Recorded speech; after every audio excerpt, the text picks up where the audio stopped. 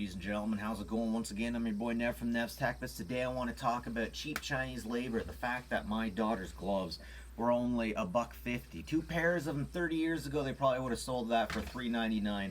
And remember, inflation is about 3% a year. That doesn't make sense for it. We got a lot of cheap Chinese labor that's making our lives a lot better. We got a lot of cheap labor making us really happy. And normally that's a perfectly good thing. And all of our manufacturing was sent over to China.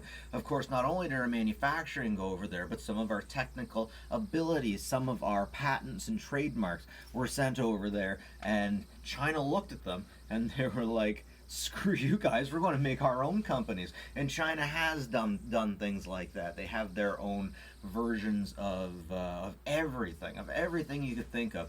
And copyrights have definitely been stolen. The Chinese government won't help out-of-towners keep their copyrights. They're just going to steal their copyrights. So it was amazing to see a little while ago. When was it?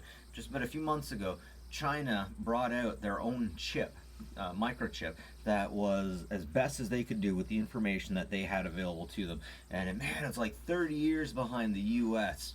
But they have all this technology because they bring all of this technology in, and they check it out. Or sometimes the stuff is manufactured and engineered there. And of course, when that happens, information can get stolen really easily.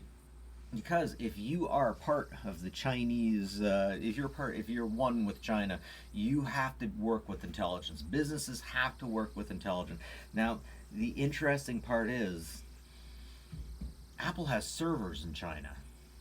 They say they don't give the government those servers, but if you're in China and you are a business, you have to help with intelligence. So lots of stuff going on, lots of stuff with China, and China is pissing a lot of people off right now. China is sticking their winkies in beehives that they shouldn't be.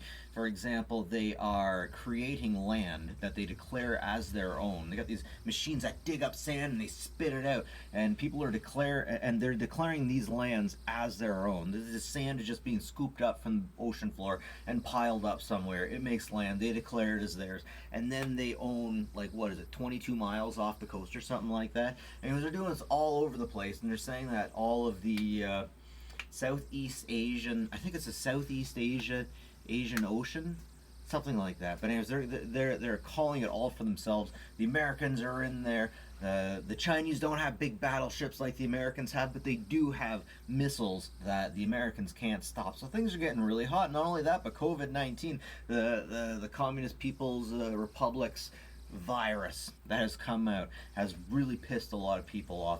And China's lack of help, or oh man, just the WHO. If you look into why America hates the WHO, you find out that China is really close to that guy who's running the whole WHO scene. I forget his name. That guy was from Ethiopia. There was something about China helping him out if they helped them out. And it's really particularly crazy that China did not declare that they had a pandemic. The World Health Organization had to do it.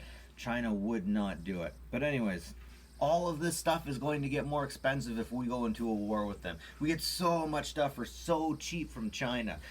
So much stuff for so cheap from China. It's unbelievable. It just blows my mind that I can get these giant TVs for next to nothing.